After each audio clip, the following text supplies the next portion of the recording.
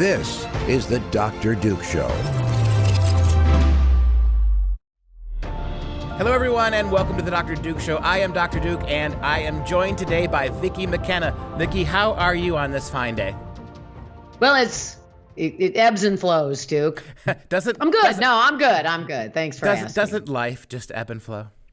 A little philosophy. So we've got some stories today, and this is we get to take a victory lap. It's kind of the saddest victory lap in human history, but it's a victory lap for you and me, nevertheless, because we've been saying for 12 years, 13 years actually, Vicki, that one of the main points of modern schooling was to keep kids artificially stupid so they can be controlled. Our first story here proves we are correct.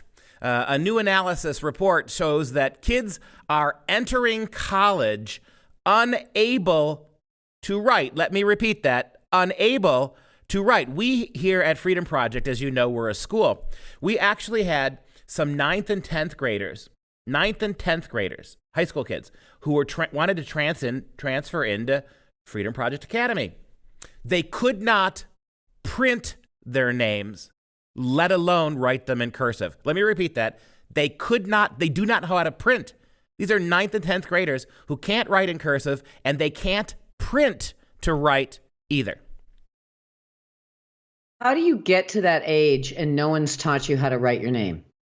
How are you going to ever read original documents? This is how. If you can't read, I mean, I don't understand how you would allow someone to become 14 or 15 years old and not teach them how to write their name. Not just print, but how to sign their name, how to write in cursive. Because to write in cursive is to understand how to read in cursive. But then again, we're going to talk about a story today where kids are going into college and they can't read, let alone write. And you're telling me, though, it's worse than that. They can't print their own names. I was holding up a presumably they can text it. I was holding up the cell phone to point out, yeah, that's part of the problem. You don't have to really know. You can just push buttons. But this is obviously a much more corrosive systematic problem. They are keeping kids dumb. This is the story you just mentioned. Multiple university professors across different colleges are saying that students cannot perform basic high school reading programs. They are way behind. They're being remediated. K-12 public education is failing to prepare incoming college kids to write. In a desperate attempt to catch high school kids up, many universities are providing these kinds of remedial classes. About 68%, almost 70% of those starting at the 2-year community colleges, only 40% of students enrolled took at least one remedial class. So about half of them at the community college level need absolute remediation to begin to read at a college level. Well, first, we know that the purpose of education is DPI teacher training. Wisconsin DPI teacher training even suggests this isn't education, it is revolution. And maybe you don't need to read and write for the revolution. But to the survey you're talking about, it isn't just colleges saying this is a problem. It's the workforce. And I just pulled this up really quickly. This was out maybe about a month ago here in the state of Wisconsin. 3/4 of employers say that the K-12 education system has not rendered those young people ready for employment. Furthermore, 60% of the employers in Wisconsin surveyed said students cannot read or do math at grade level in Wisconsin and therefore are unprepared for the workforce. This was a survey that was conducted by Wisconsin Manufacturers and Commerce. So colleges are not getting prepared students, but let's just say college isn't going to be your thing. The workforce is saying that the K-12 education system is not preparing people for non-college degree related employment. So what is the purpose of trillions of dollars being spent on college? There was just a budget process here in Wisconsin where you saw K-12 public education get another record-breaking increase. There has been $5 billion more dollars poured into Wisconsin public education since 2015, and every successive year, proficiency goes down. And now we're hearing what that impact is. Employers are not able to actually catch these students up. Many of them, about 40%, are saying they are willing to provide remedial education for the students graduating from K-12. In college, remedial education, you have to pay for that. That's not college credit, but you're going to have to use that student loan you have to pay back to catch up on math or reading or writing. And this doesn't strike anybody as a crisis. Nobody talks about it. It shows up in a headline on Daily Caller or some right-leaning website or a podcast like ours talks about it.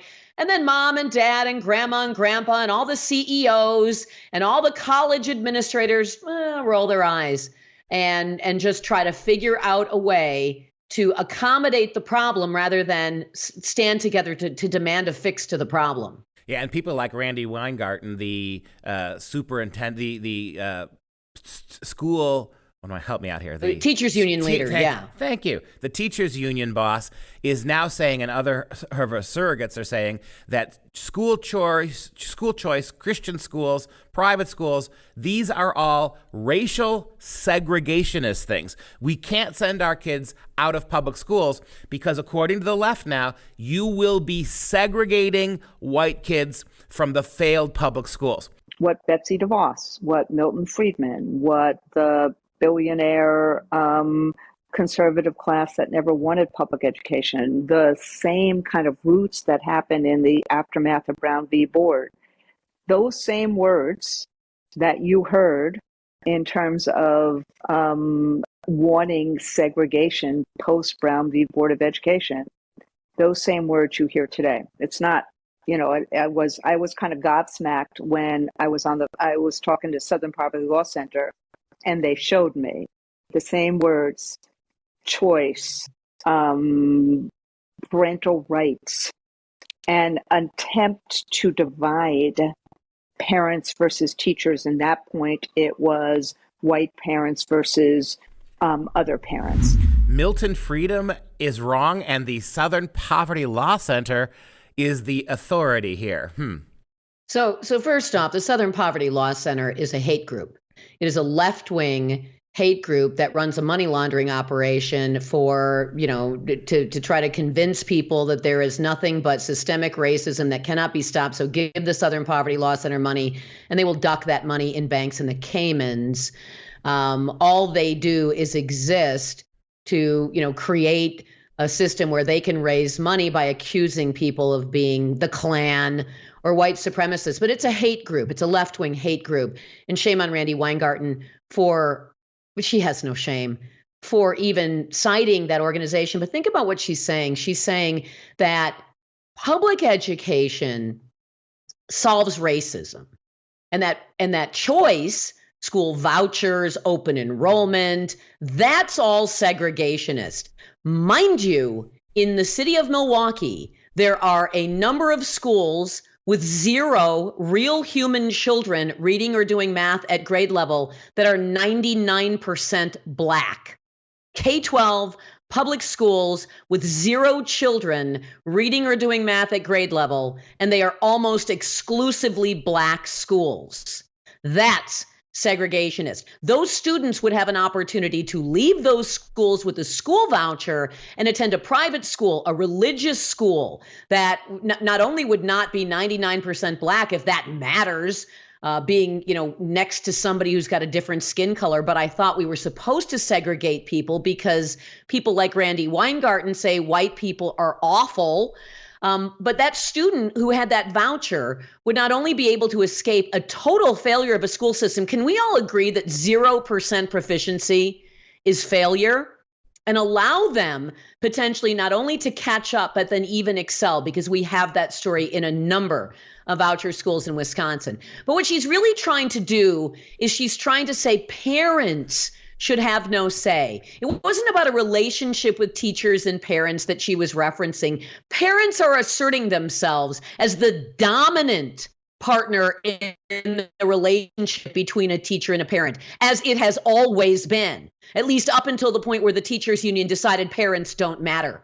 And that's what she can't abide, because if parents assert themselves, either at school board meetings, in the classroom, in terms of curriculum, demand better outcomes for proficiency, then the revolutionaries won't have their ready-made, just add water army of other people's children to indoctrinate. And so they are desperate and in attempting to smear parent organizations. What's next? The PTO is the Klan? That could, that's the next natural progression of where we're going. But so far, the parents' movement, while it has irritated the left and the people who want to hijack your kids into service to the revolution, they haven't stopped. It hasn't made them slow down, stop, be less radical, go underground. In fact, if anything, they're bolder and up in your face even more aggressively than they were before we saw parents show up at school board meetings. And you explained why. Every year they become more political and less useful.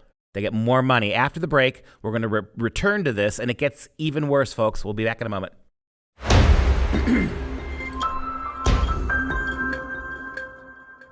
Back now with Vicki McKenna, who is a very important talk show host. She has a daily program here in Wisconsin, and she speaks truth more than a lot of these other radio hosts who pretend to be conservative. So that's why we enjoy talking to you, Vicki. And it does get worse. We have a situation in Canada, which I'm pretty sure will be coming our way. And this is hard to countenance, Vicki. You have now Canadian schools in Ontario who are emptying school libraries of any book that was written before 2008. 3,000 years of human culture and literature has been removed because apparently 2008 is the year we went woke and equitable. Oh, isn't that the year we began to elect Obama? Anyway, taking books out of the library before 2008 because there's not enough representation in them. What this means, Vicki, that lawn boy and genderqueer are protected forever, but everything else has got to go. Everybody needs to go find Senator John Kennedy from Louisiana reading from Genderqueer and another vile book called This Book is Gay, so that you understand that is considered high quality literature and acceptable literature in the school system. But Solzhenitsyn, Shakespeare, Milton, Dostoevsky, Tolstoy, Dickens, Orwell, Faulkner, Toni Morrison, all gone.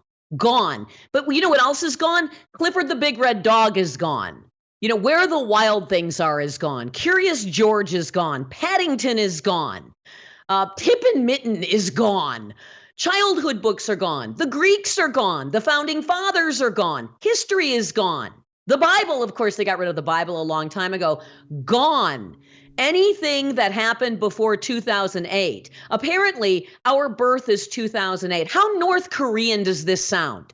This is what they do in North Korea. They eliminated history before the Kims took control of the country. They erased words. They erased concepts. They don't have a concept of the word shopping or freedom or slavery. That's the goal here. This is end stage stuff. And yeah, it's in Canada now. It's in the United States. We just aren't hearing about it. This is happening. It is happening because this is what the left is. They are fascists. They need to control thoughts. They need to control people. They need to do this by manipulating access to information and the language. Did anybody think, after learning about the Twitter files, after learning about the censorship on Facebook, after learning about how you couldn't even talk about the Hunter Biden laptop on social media, did you think when the government did that, that was all the government? That's what the exposés were about. The government engaging in anti-First Amendment censorship. Do you think they're not going to move into the school libraries? Do you think they're not going to say this book is bad? They're accusing the right of banning books for wanting pornographic material and obscenity, which is not protected under the law, removed from access by children. Not banned, removed from access by children. They're banning these books. You watch. We are not even a year away from this becoming obvious in an American school, and the teachers and the librarians will defend this. And people will scream and say, this can't be happening. But Duke Pesto, you opened this podcast up by describing 9th and 10th graders who didn't know how to print their own name. Of course this can happen. They are indoctrinating your kids into vile, depraved sexuality. Do you think they wouldn't think about maybe banning books? Come on. Well, of course they are. And it's even worse than you said. So you pointed out that trying to get pornographic books out of school is not going to happen. They're going to protect it. But now, based on this, in Canada anyway, if you try to get any book before 2008 back into the school libraries, now you're being a racist, right? You can't take out porn, but you can't defend you. And this is what blows me away in the story. And let me get to the details real quick for you. This is the Peel School District in Mississauga, Ontario. It has weeded out books in their libraries in what parents, students, and community members have called an inconsistent approach to equity. This is your problem, Canada. When they take away your literary history, you call it an inconsistent action. It's a reprehensible book banning thing, right? They accuse the left of banning books because they want porn gone. Then they actually clean out the shelves, and the families say this is an inconsistent approach, not an outrage, not an illegality. This is why we always lose these battles. And to go a little further here, this is according to the CBC. This is based on a directive that was disseminated by the Minister of Education in Canada last spring. The quote, and we've got a version of this, Mike, right? A image? Here it is. The board shall evaluate books, media, and all other resources currently in use for teaching the learning of English, history, social sciences for the purpose of utilizing resources that are inclusive and culturally responsive, relevant and reflective of students and the board's broader community. So unless every single possible group is represented, then it's not equitable. And the only way you make this happen is to eradicate non-gay or trans white voices. So how are you going to do this with American history? How are you going to tell the story of World War II if you must include trans, gay, and all different representations of whatever racial identity group we've decided to conjure? How are you going to tell the history of World War I? How are you going to tell the history of the plagues across Europe? How are you going to tell the history of the Russian Revolution? Just asking for a friend here. If you have to represent and be inclusive, but it's not possible because everybody involved was white, how are you going to tell that history? The answer is you're not going to tell the history. You won't tell the history. That's the point. Only history you learn is how white people are horrible and how they enslaved black, trans, and gay people. Well, that's the only thing that will be permitted. Are they allowed to talk about the slave period? I mean, are they allowed to have books on slavery? Question. This is the point. Was it inclusive? No, it's not. Was the history inclusive? How about the history of the rise of Hitler? Right. How about talking about the Holocaust? Yep. You can't talk about the Holocaust. It's really important it's important that you brought that up, because a bunch of parents are angry, not because it happened, but because the Diary of Anne Frank now was removed. This is their problem. Their problem is, well, okay, get rid of Shakespeare, but, the Holocaust, this is absolutely how you lose this argument. And, the thing that gets me about this is they keep telling you, the same lefties who are looking you in the eye and telling you, we must have every book in every library because to not have all things available to kids, that's book banning. as you are systematically dumping tens of thousands of books into trash bags and pulping them. It's just amazing. Think about this as well. Back when since we're not that far from the latest anniversary of 9/11, back when 9/11 happened, you had librarians defending keeping the anarchist cookbook available in the library. You had librarians defending, potential would-be terrorists sitting in library carrels and surfing the internet or taking a look at books that would help them plan attacks, because free speech and civil liberties and all that high-minded constitutional sounding stuff. But here they're saying you can't read C.S. Lewis, you can't read Barbara Tuchman's Guns of August, you can't read anything that was written before 2008. Well, presumably that also includes Rules for Radicals and the Anarchist Cookbook. So maybe there are small mercies here, but now they're saying that human rights means they should tell you what you're not allowed to know. They should be able to. This is Fahrenheit 451, for crying out loud. Has everybody forgotten that book? Oh, I'm sorry. Now it's banned. It's banned, at least in Ontario. That one's going to be banned soon here. Which I can't even believe we didn't start by saying this. Everybody needs to read that book. Yep. If you haven't read that book, you need to read that book. Yeah, what that book is all about? Banning books. Banning books. Absolutely right. And, the impetus of this, the galling nature of this, you mentioned 9/11. That's no longer can't be a part of the curriculum. We can't even talk about that. Books about that cannot be, although I'd be willing to bet 22 years old. It's way too old for us to talk about it now, at least in Ontario. And this is coming soon to you. The left will do radical things and everybody will get their hair set on fire because of it. And everyone will assume, well, that was just too crazy. Well, that happened in 2011 when Barack Obama first issued his guidance on gender inclusivity under Title IX. That'll never happen. And a couple of people freaked out when men walked into women's bathrooms and dressing rooms in Target, and Target changed a policy, and everyone's like, see, we don't have to worry about that. It was a test run. It's like the lady who used public health to suspend all gun rights in New Mexico. Everybody freaks out. That's never going to happen again. Sure it will. Yes, it will. Just like when they started talking about microaggressions, we laughed, and trigger warnings, we laughed. And now it's been institutionalized. This too will be institutionalized if people don't realize that you have to destroy the system that is destroying the country. And that system, I will say it bluntly, is public education. It has to be torn down. If we value something called public education, it cannot be K-12. It cannot be what we have now, and it cannot be fixed. Nope. And you mentioned something else important.